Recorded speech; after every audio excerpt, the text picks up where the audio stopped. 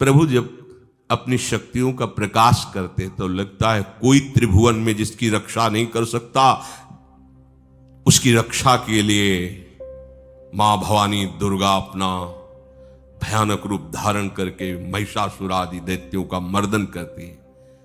प्रभु है उस रूप में, दूसरा नहीं है। तो उनकी सामर्थ्य कितनी है? दुर्गा कोटि अमित अरिमर्दन। हरि की सामर्थ्य कैसी? अमित दुर्गाओं जैसी। 1 करोड़ अरब नहीं, अमित दुर्गाओं जैसी दुष्टों का मर्दन करने की सामर्थ्य। अमित था नहीं कि कितनी सामर्थ्य है।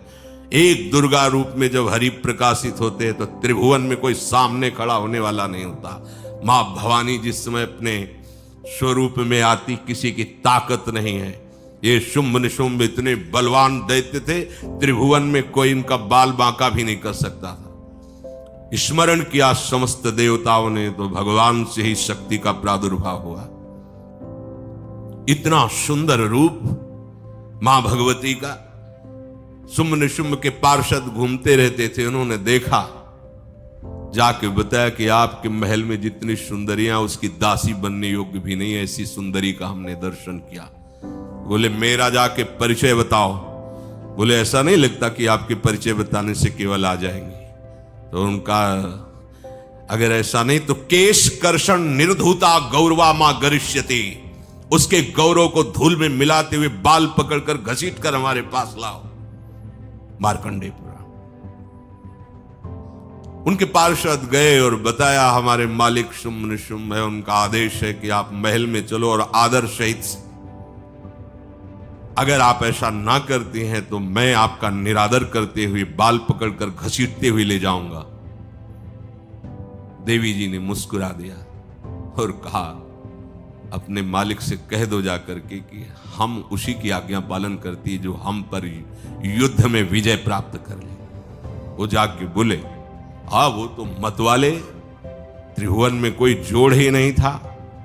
आए और उद्दंडता पूर्वक वचन बोलने लगे। माता जी ने कहा बस तब तक बोल ले जब तक मैं मधु का पान कर रही हूं। बस ये पान करते ही तेरी जीवन लीला समाप्त हो जाएगी। ऐसा ही हुआ।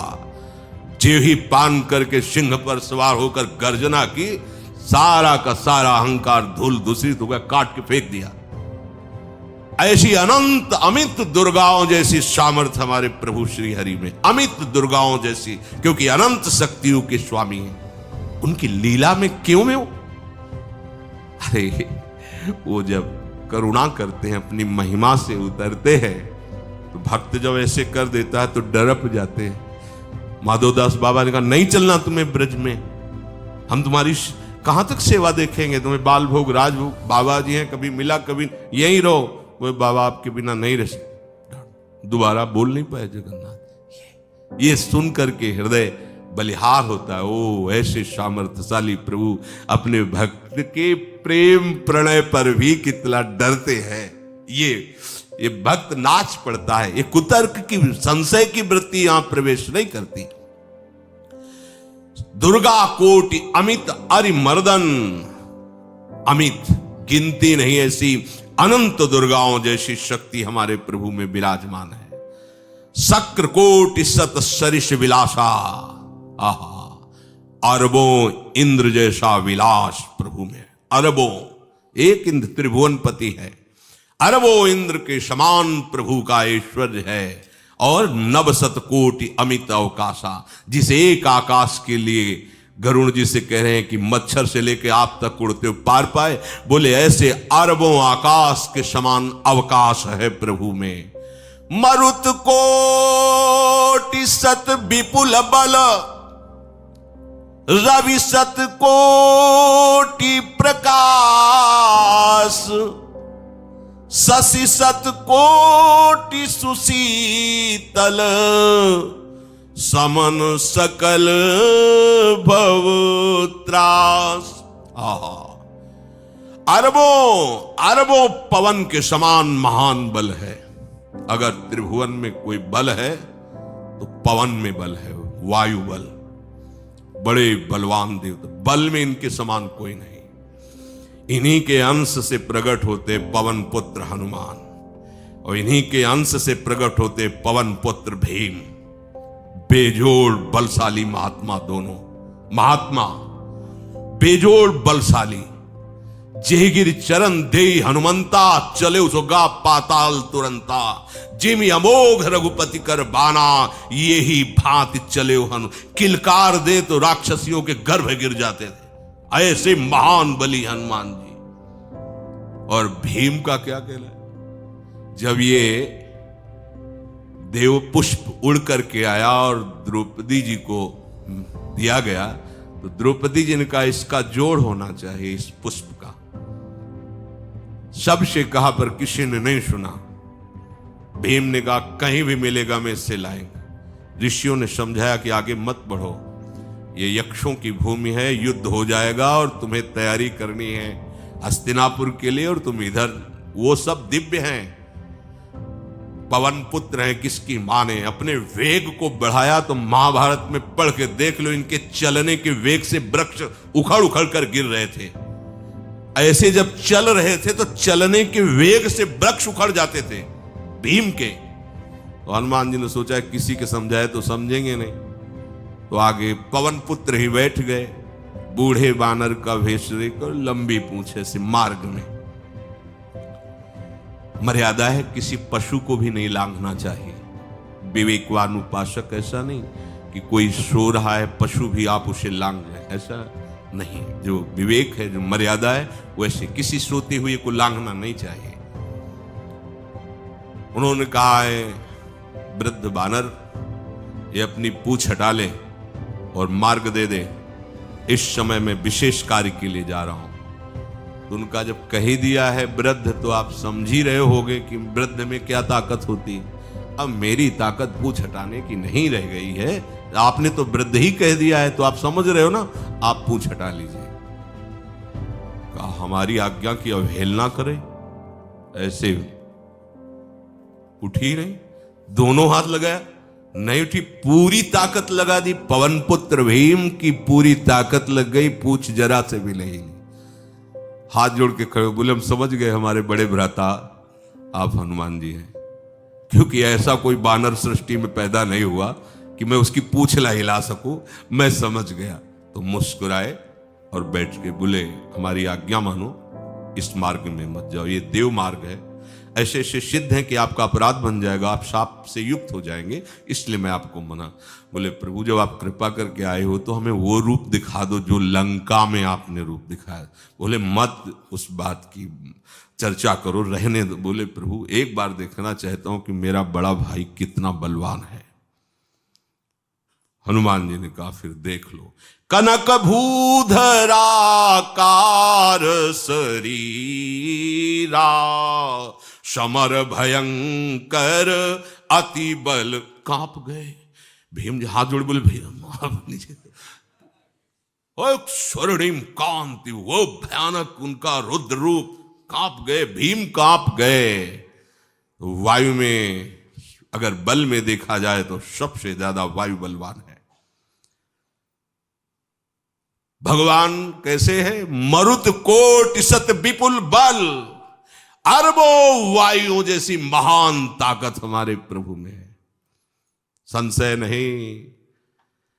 वो अगर छोटी सी कार्य के लिए सहयोग लेते हैं, ए उठवा दो, ऐसा कर, भक्तों के साथ वो विनोद करते, लीला करते, नहीं उनमें बल कितना है।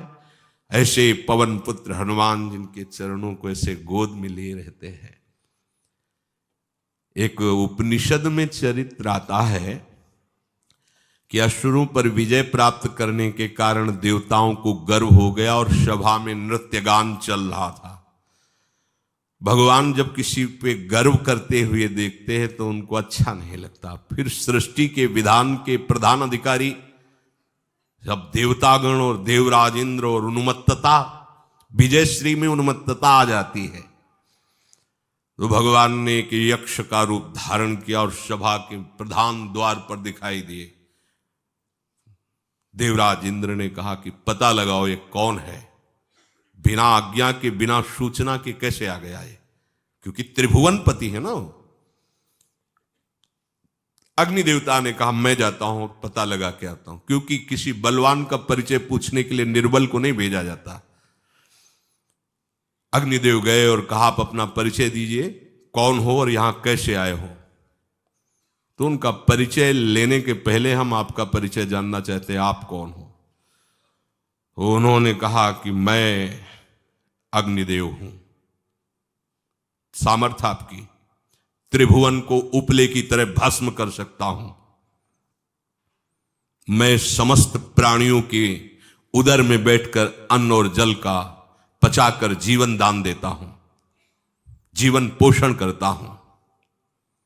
अच्छा, एक तिनका फेंका, हम तुम्हारी बात तभी प्रमाणित, ये उपनिषद की बात, हम तुम्हारी बात तभी प्रमाणित मानेंगे जब तुम इस तिनके को जला दोगे। अब कोई अग्नि देवता से तिनका जलाने की बात कहे, सहज में दृष्टि डाली, कुछ नहीं हुआ, पूरा पावर लगा दिया।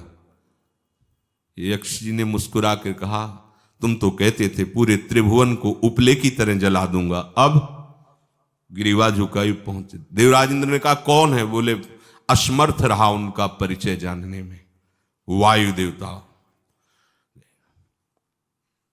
आप अपना परिचय बताइए। तो आप अपना परिचय जो आए हो तो हमें पहले बताओ, तब हम अपना परिचय दें। तो उनका मैं महान देव वायु हूं। बल आपका, संपूर्ण जीवों का जीवन हूं। अगर मैं रुक जाऊं तो एक भी क्षण सृष्टि टिक नहीं सकती, क्योंकि सब वायु से जीवित है। और मैं पूरे ब्रह्मांडों को तिनके से उड़ा सकता हूं। ये तिनका है, उड़ाओ। पूरी ताकत लगा दी वायु देवता ने, तिनका नहीं उड़ा। ग्रीवा झुकाई, वापस चले गए। अब देवराज इंद्र उठे, जे ही नजदीक पहुंचे यक्ष अंतर्धान हो गए और देखा साक्षात ब्रह्म विद्या दूर से मूर्तिमान ब्रह्म, और डांट लगाई कि तुम उनसे संभाषण करने योग्य भी नहीं हो, क्योंकि तुम सबसे बड़े सिंहासन पर बैठे हो और अहंकार करते हो। तुम्हारे देवता सब सामर्थ्यहीन है, एक तिनका भी अग्नि नहीं जला सका, एक तिनका भी वायु नहीं उड़ा सका। अरे जिनकी शक्ति से शक्तिमान वो भगवान स्वयं आए हुए थे, कांप गए देव। अहंकार मत करो, जाओ। भगवान के बल से तुम विजयी हुए, देवताओं के बल से नहीं। देवताओं में जो शक्ति है वो उन्हीं के अंश से आई हुई है। अरबों वायु के समान महान बलशाली हमारे श्री हरि, अरबों सूर्यों के समान उनका प्रकाश, अरबों सूर्यों के समान प्रकाश, अरबों चंद्रमाओं के समान सुशीतलता, समस्त भयों और दुखों का नाश करने वाले प्रभु श्री हरि।